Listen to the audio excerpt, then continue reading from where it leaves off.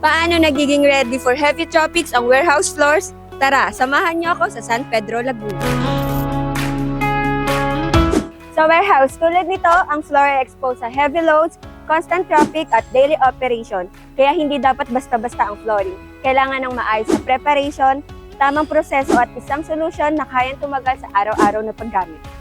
Para sa proyektong ito, gagamit tayo ng Flow UTMF, isang flow-applied self-smoothing polyurethane matte finish flooring na ideal para sa industrial at warehouse areas, food and beverage facilities, chemical at processing areas, specialty floors at laboratories. Nagbibigay ito ng seamless at smooth surface, chemical and abrasion resistant at kayang mag-handle ng heavy loads.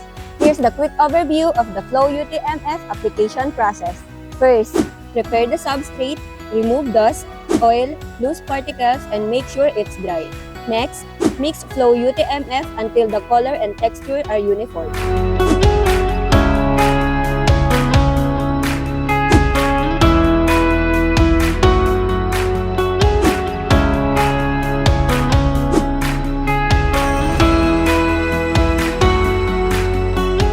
Pour the mixture onto the prepared surface.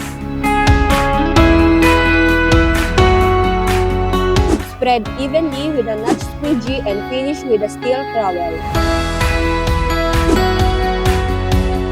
Use a spike roller to release any trapped air.